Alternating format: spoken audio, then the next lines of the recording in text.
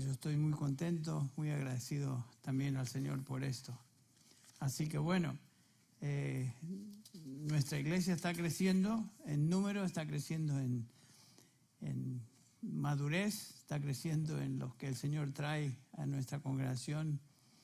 El domingo pasado, no sé si ustedes saben, creo que pegamos al número 790. No creo que habíamos tenido 790 personas antes, así que es un número considerable. Hablando con el pastor MacArthur la semana pasada, le dije que se sorprendió, casi se cae de espaldas porque no sabía cuánta gente teníamos. Sabía que había bastante, pero el número no se le había informado de eso. Bueno, gracias a Dios por eso.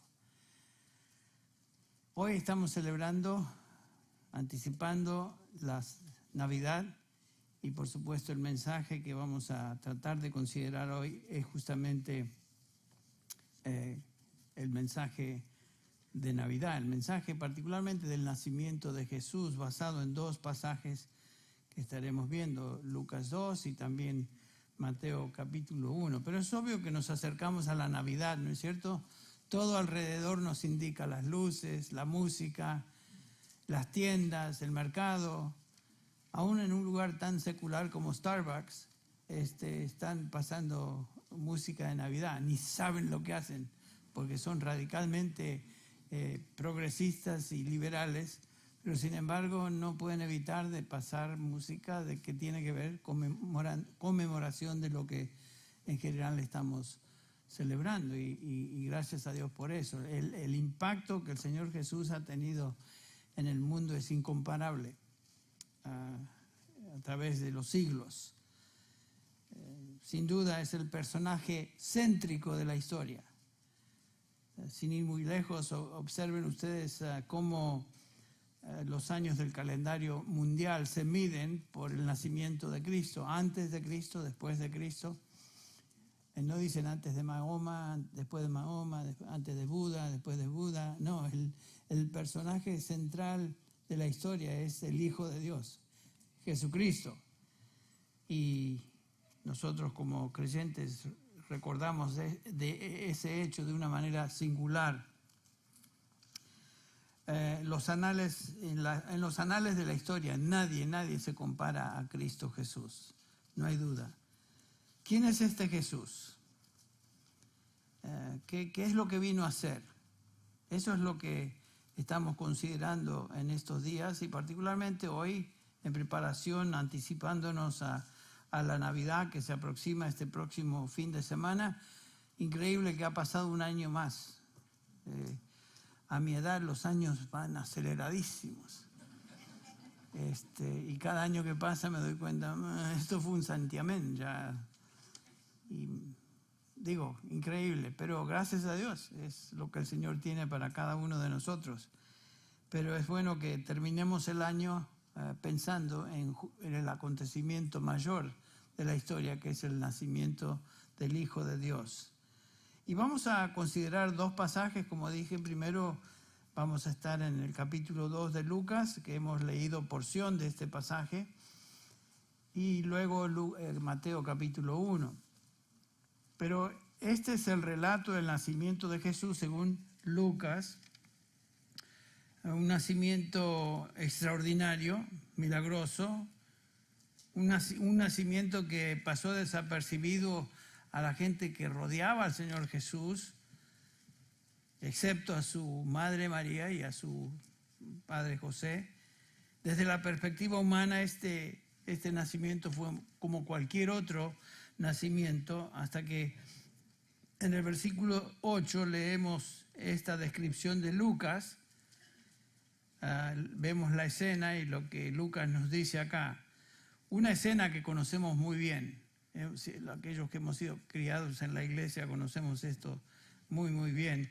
Y a veces me temo que lo tratamos con un tono romántico en lugar de considerar con seriedad qué es lo que se está diciendo acá.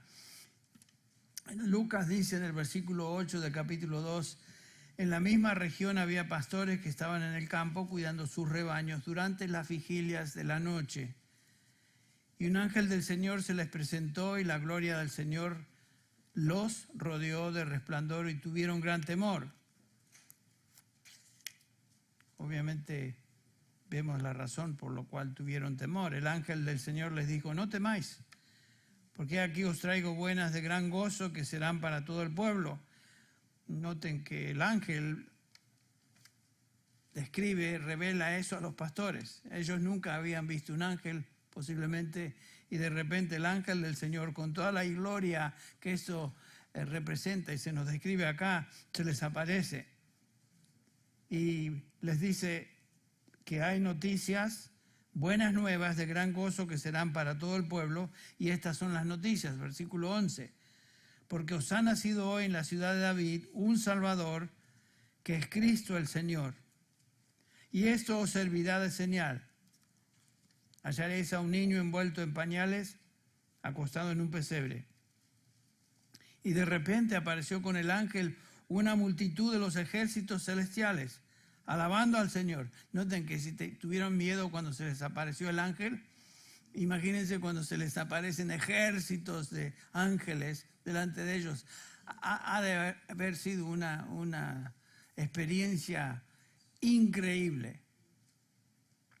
Y dice el versículo 14 que estos ángeles pregonaban lo siguiente: gloria a Dios en las alturas y en la tierra paz entre los hombres en quienes Él se complace. El cielo irrumpe en un glorioso anuncio del Salvador. Las noticias del nacimiento ya no son anónimas ni se reservaban para esos dos, que era José y María, sino que ahora las noticias son para todo el pueblo. Y el versículo 11 declara entonces que el nacimiento del Salvador, este Salvador es Cristo. Cristo quiere decir Mesías, y por supuesto el Señor, referencia a su divinidad. ¿Quién es esta criatura? Este niño que estableció el calendario del mundo. ¿Quién es este niño que ha impactado al mundo más que ninguna otra persona en la historia de la humanidad? El ángel claramente pregona lo siguiente: este niño es el niño de Belén, es el Salvador, y después agrega que es Cristo el Señor. Lucas lo identifica acá como el Salvador. Esta es la gran afirmación del versículo 11. Las buenas nuevas de gozo serán que un Salvador os ha nacido. Un Salvador. Desde el momento que hablamos de un Salvador, deducimos que existe un peligro. Salvador, ¿por qué un Salvador? ¿Quién necesita salvación? Debe haber alguna condición amenazadora de la cual tenemos que ser rescatados. ¿Qué es? Como veremos claramente, la Escritura nos subraya que ese peligro es el pecado, lo veremos en un instante. En estos días no es común hablar de la salvación, aunque la Biblia lo subraya una y otra vez. Para la mayoría de las personas en el mundo secular, en el mundo particularmente en que vivimos hoy, ni siquiera piensan en salvación, ni siquiera piensan en ser rescatados. ¿Por qué? Bueno, en primer lugar, pienso que la razón principal se encuentra en lo que Pablo nos dice en 1 Corintios 2:14. El hombre natural no percibe las cosas del Espíritu, no las entiende. ¿Por qué? Porque para él son ¿qué? Locura. Para la gente pensar en salvación y que Dios envió al mundo a su Hijo para morir y salvar, cosa de locos. Bueno, ese es el mensaje del Evangelio, esa es la palabra de Dios. La pregunta es, ¿qué exactamente o de qué exactamente nos vino a salvar Jesús? ¿Qué necesidad tenemos como seres humanos que causó que Cristo viniera a este mundo? ¿De qué necesitamos ser salvados o rescatados? ¿Por qué necesitamos salvación? Este mensaje de salvación es raro escuchar en los púlpitos de múltiples iglesias alrededor.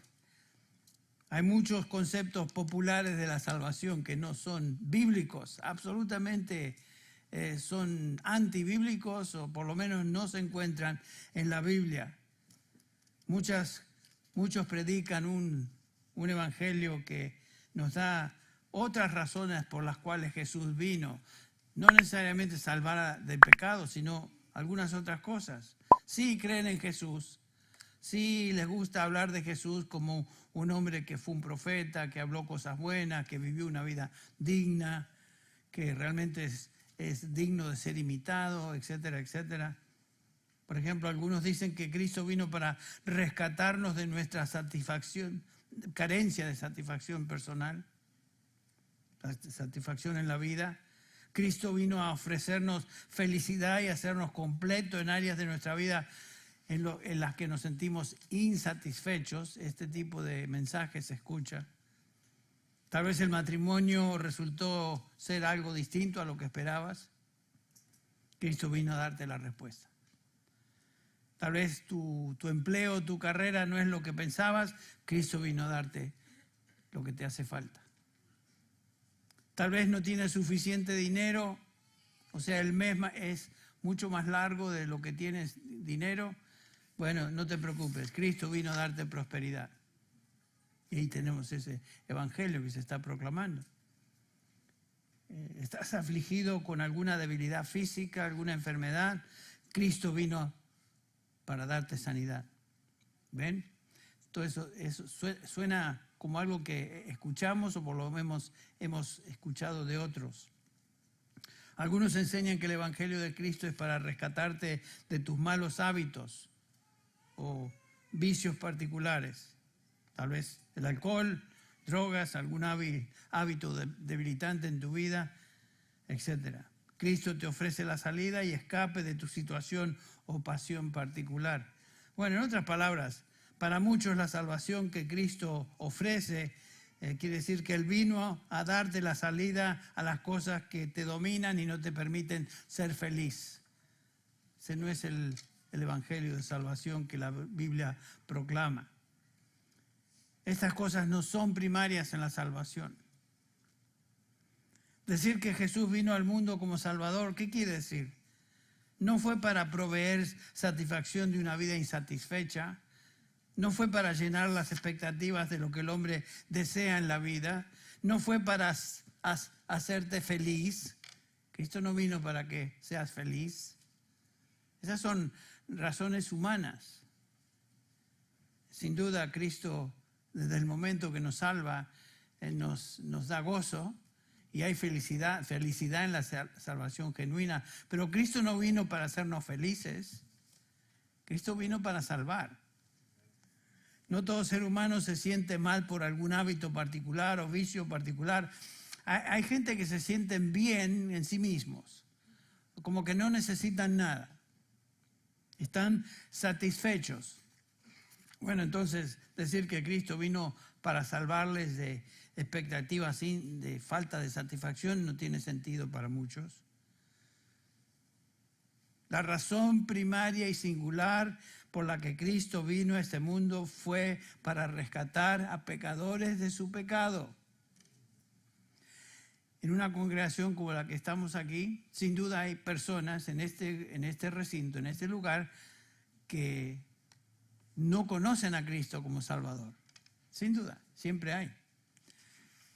Gente que nos escucha tal vez por el internet, en esa gran audiencia que no vemos. Sin duda hay personas que no conocen a Cristo como su Salvador. Entonces, queremos hacer hincapié en la razón del por qué celebramos la Navidad. Cristo vino a este mundo para rescatar a pecadores de su pecado. Eso es esencialmente lo que estamos proclamando, y aún de una manera visual. Cuando vemos el pesebre, cuando vemos los Reyes Magos, cuando vemos los pastores, cuando vemos esa escena, es lo que nos está diciendo esa escena. Este es el evangelio. Cristo vino a salvar pecadores. ¿Por qué? Bueno, porque la ira de Dios se revela desde el cielo contra impiedad e injusticia de los hombres. Los hombres son injustos, los hombres son impíos, pecadores. ¿Se sientan o no? Que sean culpables en términos de que se sientan culpables o no se sientan culpables, eso no importa. Cristo vino a salvar a todo ser humano. y sabemos que todo ser humano es pecador, porque claramente nos enseña Pablo en Romanos 3:23, que todos pecaron, todos, y están destituidos de la gloria de Dios.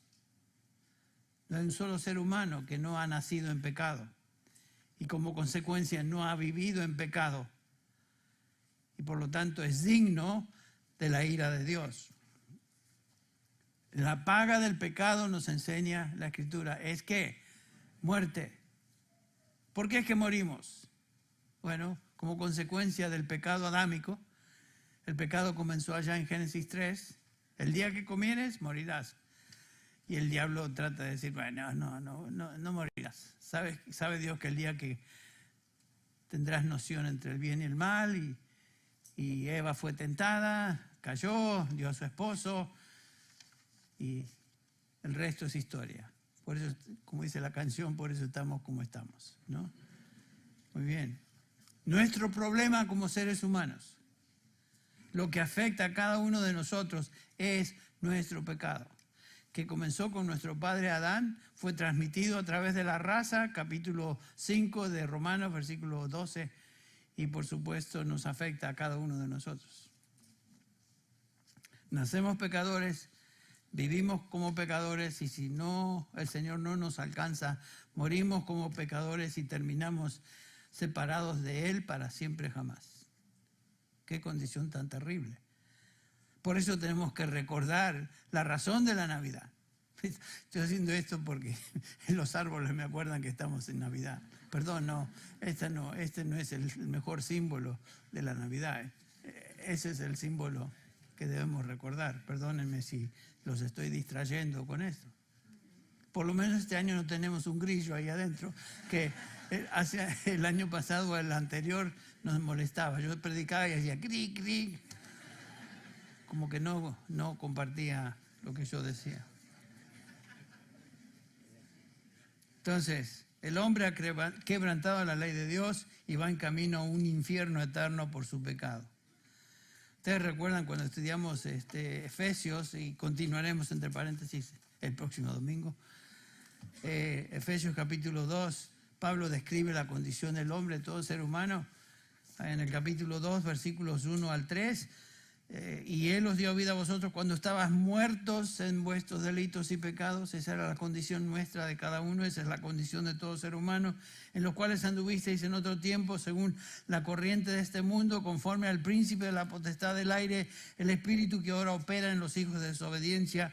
Y Pablo dice, entre los cuales todos nosotros vivíamos, y Él se incluye, súper espiritual en su estimación, súper religioso, fariseo de fariseos, en cuanto a la ley, irreprensible. Sin embargo, dice, yo estaba muerto en delitos y pecados, lo mismo que los demás. Esa es la condición de todo ser humano. Y de eso debe ser rescatado el hombre. Por eso vino Cristo, a salvarnos de esa condición. Toda presentación del Evangelio debe incluir esta realidad. No simplemente comenzamos hablando del niño en un pesebre, tenemos que incluir la realidad del por qué ese niño vino a este mundo. Cristo vino a este mundo para salvar a pecadores de sus pecados. Punto final.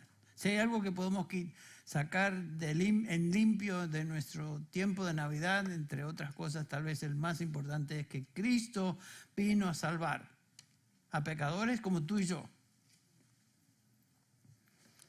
Y gracias a Dios por esa realidad. Lo vemos en el primer relato del nacimiento de Jesús en Lucas, y también lo vemos en el segundo relato, y les invito a que vayan conmigo unos minutos a Mateo capítulo 1. Porque este es el relato del nacimiento según Mateo, vimos el relato del nacimiento según Lucas.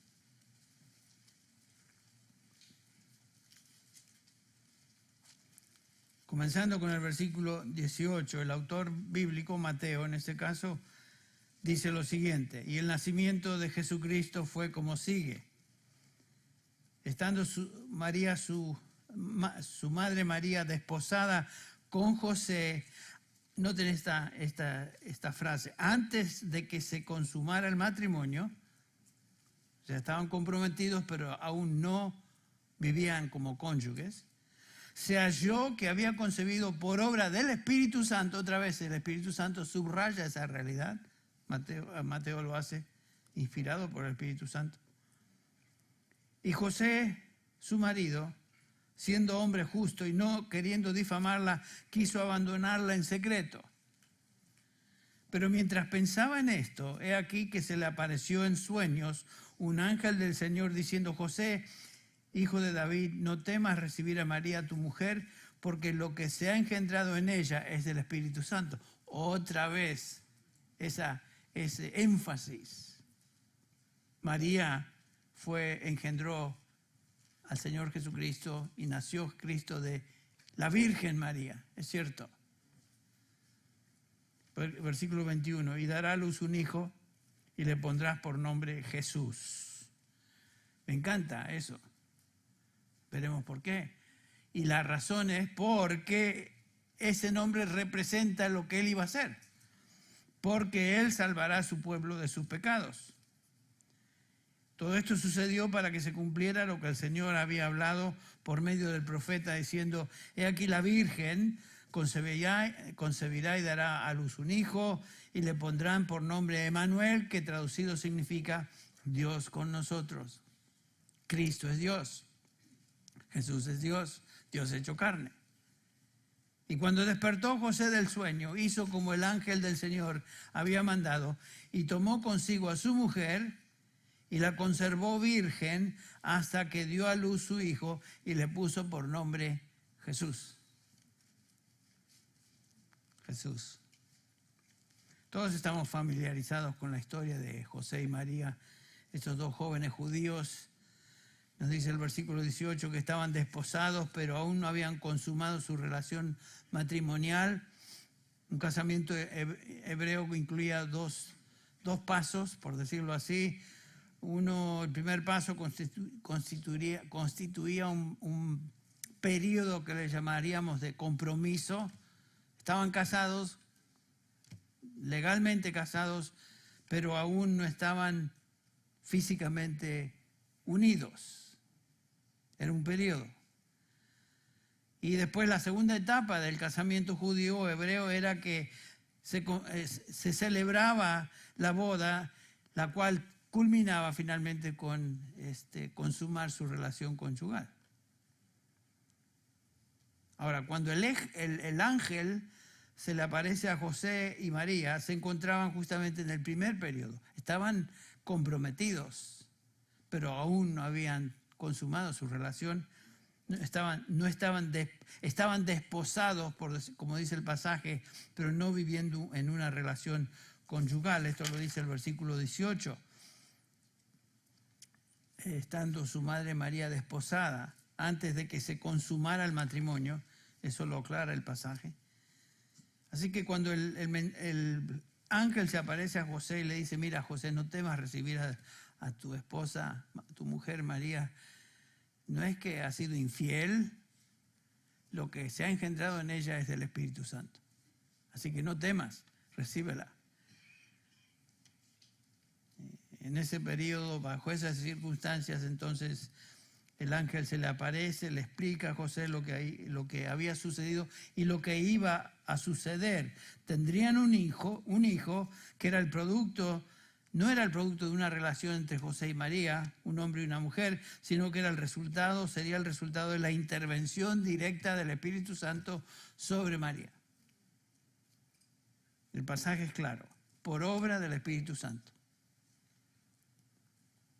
Ven como para la gente que no cree en la Biblia, esas cosas tonteras, locura, porque el hombre está predispuesto a no creer lo que Dios dice, y él está muerto en delitos y pecados, y no entiende, no percibe. Se le hace tonto. Bueno, para nosotros eso no es tonto. Para nosotros es una bendición preciosa, incomparable, saber de que Jesús fue engendrado por el Espíritu Santo y nació de una virgen, María. Y este hijo, dice el ángel, llevaría un nombre muy especial, ya lo vimos, Jesús. Yesú, en griego, es una transliteración del hebreo Yehoshua o Yeshua, que es la referencia a Jehová y el hecho de que Jehová salva. O sea, Jehová es salvación, eso es lo que quiere decir. El nombre Jesús quiere decir Salvador, quiere decir Jehová salva. Por eso me molesta a mí escuchar a nombres normales, gente que llama a sus hijos Jesús. ¿Cómo que Jesús? Jesús tiene una razón muy particular. Perdón, hermanos, si hay aquí chuis, pero le entiendo, no es su culpa, es la de sus padres. No se molesten. Pero Yeshua, Jesús, quiere decir Salvador. Y Jehová salva. Si tú te llamas Jesús, ¿a quién has salvado tú? A nadie. Te sobra el nombre como pantalón de cura. No sirve, no tiene razón de ser. Perdón. A veces me destapo y digo cada cosa. Después me escucho y digo, no. Pero ya es muy tarde, ya salió. El mensaje angelical enfatizaba eso, que el medio de salvación sería Jesús, y ese Jesús traería salvación a su pueblo. Jesús. Es triste observar cómo el concepto de salvación se ha diluido, ¿no es cierto? Y la gente ni tiene idea de lo que es la salvación y tienen conceptos totalmente populares y ajenos a la salvación, como estuvimos observando, a la salvación bíblica. La salvación de la cual el ángel habla en este pasaje es la salvación que solo Dios puede traer al hombre, es salvación del pecado. Y el único que puede llevar a cabo esa obra de salvación del pecado es Jesús, Salvador del mundo. Cuando la Biblia habla de salvación, y este es el sentido de la salvación de este mensaje del ángel, entonces la Escritura habla primordialmente de salvación de la paga y el poder de pecado. De eso habla. ¿Por qué? Porque como ya vimos, el hombre está muerto en delitos y pecados. Y necesita ser rescatado de esa condición, y solamente Cristo puede llevar a cabo esa obra de salvación. El hombre está muerto, estábamos todos muertos. Y Dios intervino a través de su Hijo, su Espíritu en nosotros. El hombre está muerto en delitos y pecados, y sabemos claramente, no sé la última vez que checaron, pero un muerto no puede revivirse a sí mismo. Un muerto no tiene la capacidad de darse vida. Y estábamos todos muertos. La obra de salvación pertenece a Dios. La presentación del Evangelio se resume en esta proclamación del apóstol Pedro en Jerusalén cuando enfrentó a los judíos y les dice: sabed todos vosotros y todo el pueblo de Israel que en el nombre de Jesucristo Nazareno, a quien vosotros crucificasteis, a quien Dios resucitó de los muertos, por él este hombre se halla aquí delante de vosotros. Recuerdan que ese hombre había sido milagrosamente sanado por Pedro, pero no fue Pedro, fue Jesús quien hizo la obra a través del apóstol. Y el versículo 11 dice: este Jesús es la piedra desechada por vosotros, los constructores, pero ha venido a ser piedra angular. O sea, la base fundamental del Evangelio es Jesucristo. No hay Evangelio sin Jesucristo. Por eso el versículo 12 enfatiza a Pedro: y en ningún otro hay salvación, porque no hay otro nombre bajo el cielo dado a los hombres por el cual podamos ser salvos. No hay otro nombre, hay un solo Jesús, con mayúscula.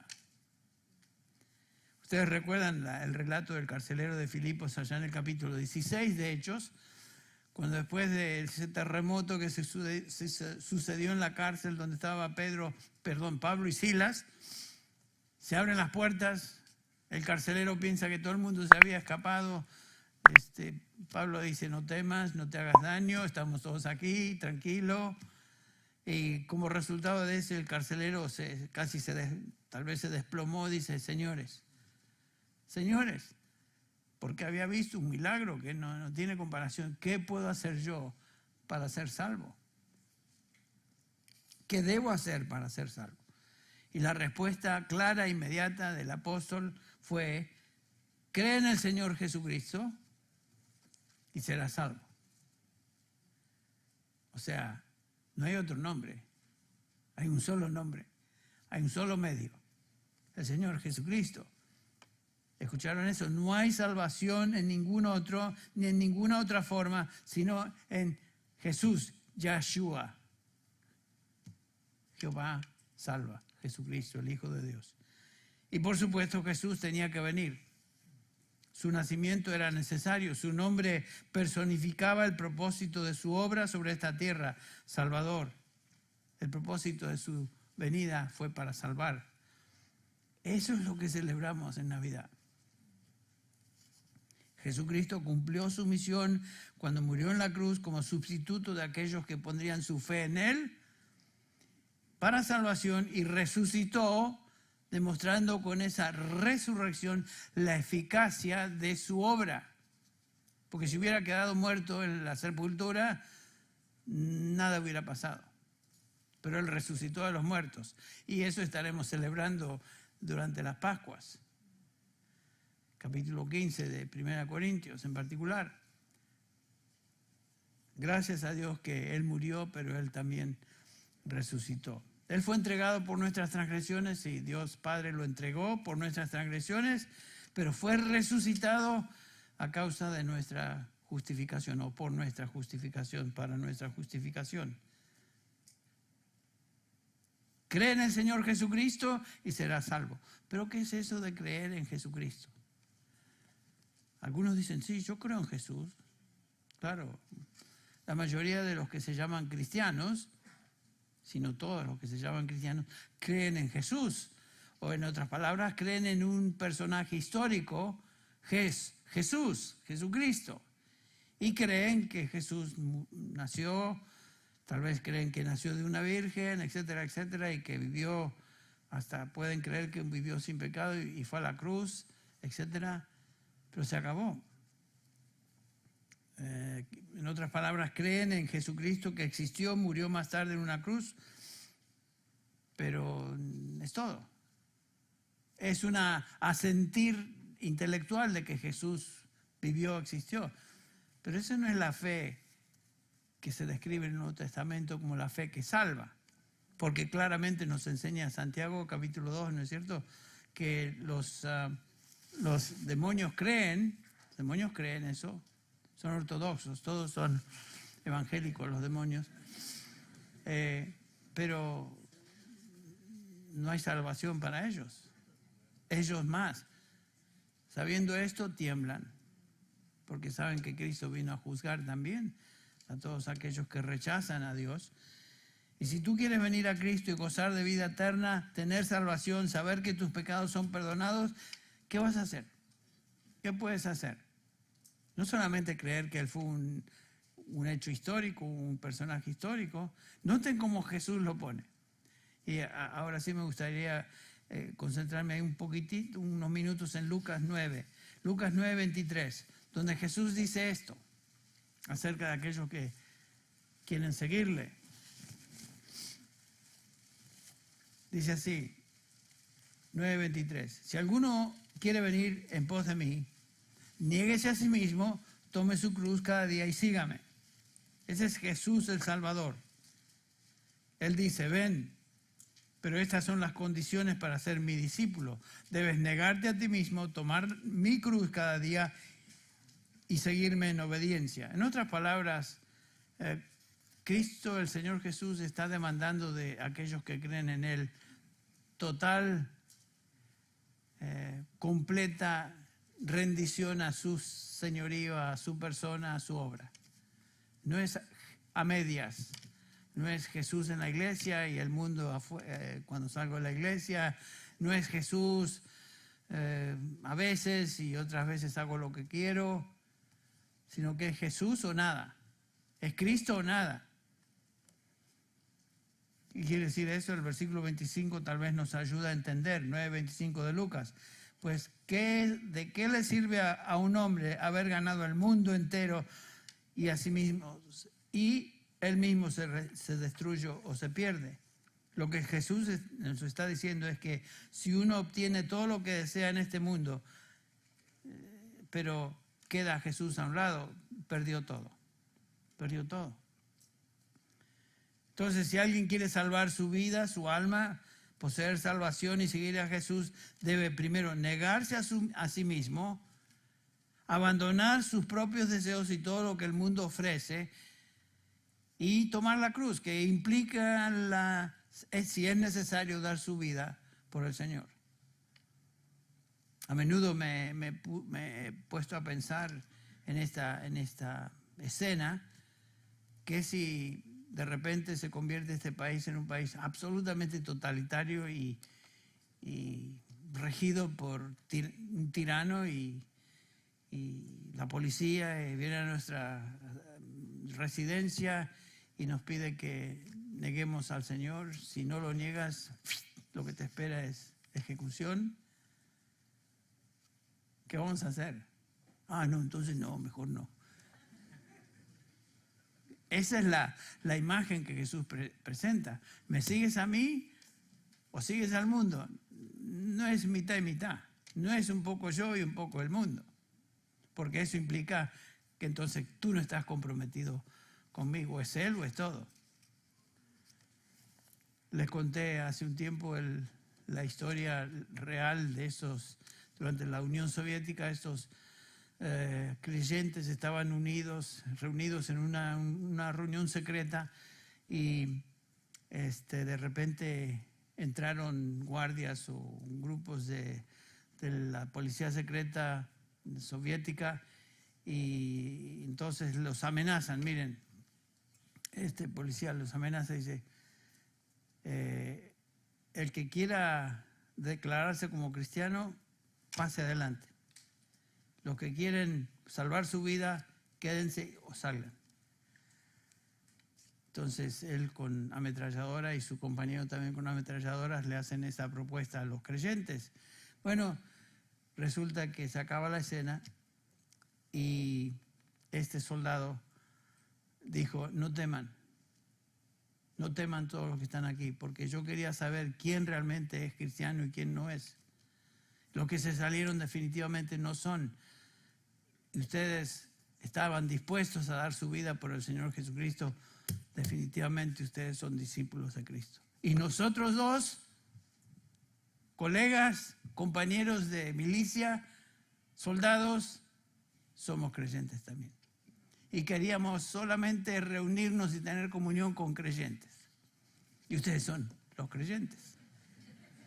Así que alabemos al Señor juntos. Ministrémonos al amor y a las buenas obras. ¿Ok? Bueno, eso es lo que Jesús dice. Si quieres ser cristiano, esto es lo que debe ser y hacer. Porque el que quiera salvar su vida, versículo 24, la perderá. Pero el que pierda su vida por causa de mí, ese la salvará. Ese la salvará. Si alguien se afana por salvar su vida en este mundo y lo que el mundo ofrece, entonces la pierde. El que está dispuesto a perder todo por causa del Señor, salva su vida para toda la eternidad. Entonces vemos que hay un solo camino, un solo medio de salvación. En ningún otro hay salvación. Hechos 4:12 lo leímos, porque no hay otro nombre bajo el cielo dado a los hombres en el cual podamos ser salvos. 2 Timoteo 2:5, Pablo lo dice de esta manera, porque hay un solo Dios y también un solo mediador entre Dios y los hombres, Jesucristo, hombre. El mensaje del Evangelio de Jesucristo es claro y exclusivo. Jesús vino a este mundo para traer salvación a los que creen en Él. Él es el único Salvador. el único medio. Él lo dijo, yo soy el camino, yo soy la verdad, yo soy la vida. Este no es un texto para poner en nuestro refi y simplemente memorizarlo cada mañana o lo vemos cuando vamos a la cocina. No, esto es una realidad. Es solo y exclusivamente viniendo a Él y por medio de la fe en Él y su obra en la cruz que pagó por el pecado que una persona es salva. Dios solo salva a los que vienen a Él por medio de su Hijo Jesucristo, quien es el único camino, la única puerta y la vida.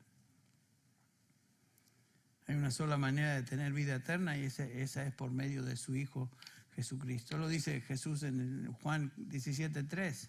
Padre, que te conozcan a ti, esa es la vida eterna, que te conozcan a ti y a Jesucristo, a quien tú has enviado. O sea, no podemos llegar a Dios directamente. Las personas que piensan que van a llegar a Dios directamente por medio de su religión, por medio de su fe rara, lo que sea, no, hay un solo medio y ese medio es Jesús, el que celebramos aquí en esta época, Navidad. Entonces, no sé dónde estás tú hoy. ¿Dónde estás? ¿Qué significa la Navidad para ti? ¿Qué es lo que celebras?